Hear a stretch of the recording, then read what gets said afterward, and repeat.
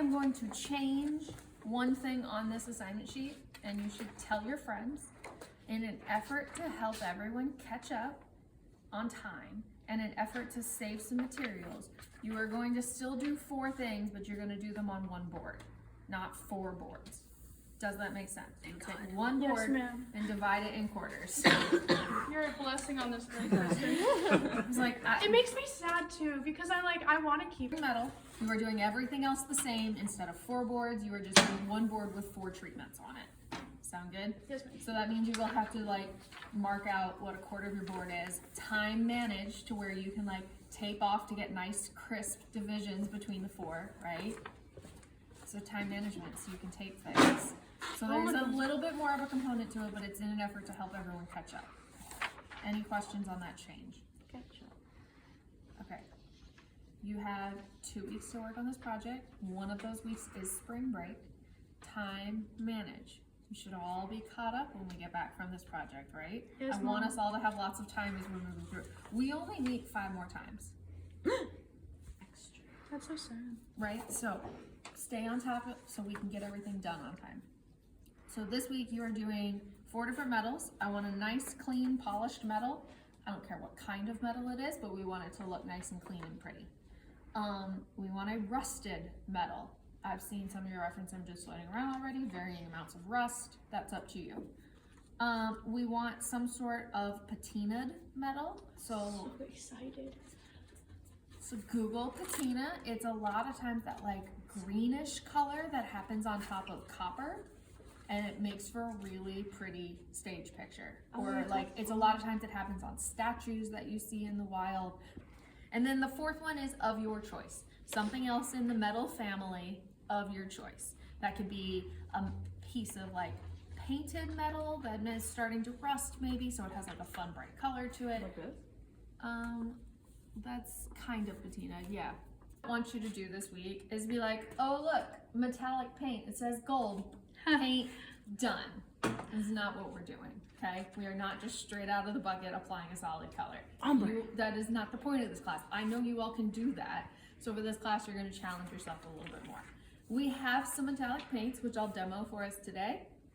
Please use them sparingly, very expensive, be very mindful. Very demure. Okay, so we're gonna start with the metals so we can see what those look like. The thing with metal paints is they have terrible opacity to them. They don't want to be a solid amount of coverage typically. So I like to have a different base underneath them. So you want to paint whatever you're like doing in a solid color, and then put your, this is silver, I also have gold down here, on top of it. That way if it shows through a little bit, it's gonna be okay. With that, okay, with that, you can choose what you want to be underneath. Some people like a really vibrant color underneath. Some people try to match towards the color that they're going for. Some people say black works great under it. You can experiment, and we're gonna put it over all of them today so you can see what that looks like. It literally is. It's giving Burger King. Roscoe brand silver, which is not my favorite silver. Oh, she's kind of Oh, gray. It's just kind of gray. Just there. And then I'll put it over this like slot color. So that's the silver. It's That's when I get the gold out. The new Burger You can see the color underneath it, right? So what you put underneath your metallics matters. This is Roscoe's gold. Roscoe sells a bunch of different golds. They have what's called a bright gold, gold, antique gold. I think they have another one as well too. So when you go to buy it, you can pay attention to that. Antique gold tends to be a little bit more green. Bright gold tends to be a little bit more yellow. They say gold is like somewhere right in the middle. This gold is old, and it's, Sorry. This gold is old. It's very It's very like thick. very thick. That was one for my marble. There is another gallon up there if you need to open it and use it. There also should be a thing of gold in there. Yeah, because no one cleaned, because I didn't want to clean it up because I'm like, that's really expensive. I don't want to put it back. So feel free to use that. So, yeah. This will work, but hopefully not. Do you want gold medal? can want choose it if gold you metal? want. Do I want gold metal? Can we do gold metal? Yes, Okay. but you cannot just pull out of this bucket and paint a solid color. That don't I'll count. show you in a minute. So I'm gonna put this next to it. Cause that's lucky ugly. for So the- because it's so thick, this one has better opacity. But not great So still. Chalky milk. Ew. Yeah, Mocha mixed Gross. it with like 3 parts water, like, Yeah. and it was still pretty It's chunky. crazy opacity. This thing Nice. is lucky ugly. Quite metallic. About. Washes. So while it's wet, it doesn't look like a whole lot. Once it dries, it looks a lot better. So you can use these within your designs as well too, rather than like just being a solid color. So what happens if we're working at a place and we don't have a whole lot of money, but we want like metallic set? That's where Scenic art comes into play. So I did this at the top of class, and I put gold Wow. straight out of the bucket there, and then I was like, how can I make it look like gold? I will tell you I did this backwards, so these were just in my brain, and then I put that one on there. So my color's off, but you can get this effect with just applying glosses to it, because on stage it's gonna feel golden because the metallic quality also kind of equates to glossiness on stage. So that's a way to trick it. A lot of times these metals have some undertones to them of movement. So you may choose to scumble underneath. You may choose to do like a wet blend underneath. If it's like something that's a brushed aluminum, you want that to be very linear, right? Aluminium. So we can make fake gold by using glossiness. So if I was to do this again, I don't need it. I have this like goopy golden color, which isn't the same. It needs more white, but that's fine. You can stay back there, you can gather, it's up to you. I wore these clothes for a reason. So I just applied it with a sponge, and I just went over the whole thing. And then at the end, I made it glossy. I'm gonna add a little white to this one now. So we will remember sponging from the first project. That's all I'm doing. You can choose how much opacity, if you want it to have layers to it, if you want it to have some dark spots. And then within my paint, I can add some of the glossiness to it, or I can choose to just layer it on at the end. Totally your call. A great product we have here for adding it in is this big 5-gallon bucket that says clear acrylic gloss. It mixes beautifully into your paint. It is also that we have a shit ton of this. So feel free to use this before you go for like the Minwax brand, because it's more cost effective. That's the polyacrylic. That's the, yeah, polyacrylic. This stuff, it also works very similarly. Still don't want to put a fan on it. You can just brush it on at the end. Like that. This is what I did before class of like a brushed aluminum. Ooh. Right? So how we achieve that is a whole bunch of different grays and just layering them very linear to it. So I'm gonna start, I just grabbed some of the free paint grays and made this up, but I put down a solid color. This is not the best surface to paint on. Yes, You got brown in the white. it'll be okay. Okay. It'll survive. Here, Probably already I'll has a fix drop it. of white. So, and then I started with the same brush. I started just pulling through and getting all of the streakiness in it until I was happy with it. It was just mixing and making it up. The trick is though, you want to be very linear with how you apply it. No. Horizontal's fine. I didn't specify vertical or horizontal, I just said linear. So like, how Oh, does you're that right. make it metal? Is my question. Not Like, no, sorry, that feels loaded. Like, How does this make sorry. it metal? How is this the project? No. What I'm asking is like, say I just taped off a quarter of my board on that, like, on mine, like the bottom right quadrant of that one that you're working on right now. Would Yeah. that just be good for my polished metal? It could be. I think you would probably want to like put a sealer as your last step. Okay, cool. So I'm gonna seal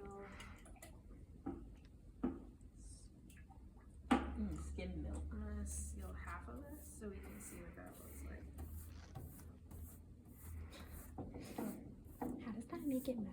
Metal. I don't know how to answer. I feel like the kid. Another one that we're gonna play with a whole lot is rust. And so I just started rusting on top. No. Your projects are gonna have different amounts of rust based on the image you pick. You can go very, I'm sorry. oh, you're fine. Because you're gonna stumble, right? I'm good. Okay, thank you. All, I didn't want it to be loud. I'm sorry. you could go like a lot of full coverage rust. Think enemy, flint, column, tube things. Very, very covered rust. You can do more patchy to where you have to consider what was underneath this to start with. You can do rust kind of barely applied to it, and it's like that drippy kind of rust, like something else is rusted and dripping onto your surface. Does that make sense? Yeah. What So did you you say? have choices Said I when could it do comes actual to your rust. rust. I could just take the rust and just. Start with the lightest one and then move to the heaviest one. I did this all with a sponge. We love sponge. I love a good sponge on it. So I have, You what do gave I him so much of this I Both have useful. burnt umber, and I have a like orangey color that I made. Maybe you consider it like rusty colored. So to do this first one up here, which is very light, hang on, there's a lot of yellow in with a like little spatter of the paint. Sorry, just to ask the like literal question. What when you said that it can be anything underneath, like my immediate thought is wood because we know how to do that. Sure, So like wood, like would that make Wood. sense? probably not. Would It it? would. Would that make sense? Because I'm like Look at thinking like your if that reference rusted, image. reference image, not makeup. Right. I don't want to design. Thank No. you. Yes, reference image. No, thank you. Yeah. This doesn't want spatter, it's too thick. So I'm gonna goop some around. And then I'm gonna come back through with my sponge. I'm gonna make it quite wet actually, and I'm gonna move this paint until I'm happy with it. By gooping some on first, it's gonna leave some spots really heavy, and those are gonna look like the most rusted areas. Because you can see it kind of stuck right where I put it because my board wasn't wet. And then this is just making the edges around it kind of fuzzy. And then I'm gonna do the same thing with my orange. And then I'm gonna dabble it. I then took a brush or your sponge and you wanna work with the direction that you want your drips to be in, and I just pulled through it while it was still wet. So gorgeous. And that's how I got to my rust. That Right? looks like That's rust. the first. That's rust, option. all right. The second option, if you want to go a little bit heavier, it's the same two colors. It was just more heavily sponge. This board's wet, so it's going to.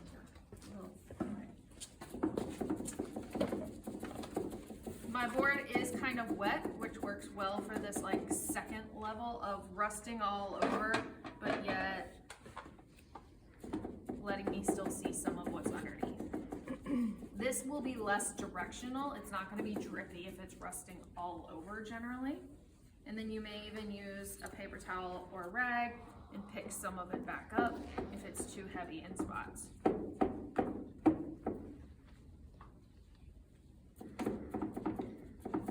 And for this one here, I even sponged in a little bit of gold, which made it feel metallic, but yet used just the tiniest bit of it, right? So you can use these metallic paints in conjunction with your other paint, but I'm asking you not to just paint the whole surface and call it done. If you were gonna go and try and patina this, let's say this is my copper that I want to patina. I have a greenish color I mixed up. It's okay. I wouldn't say it's the most perfect patina in the world, but it's gonna work for this project. And it's sponged. Like a lot of patina is just sponged on there.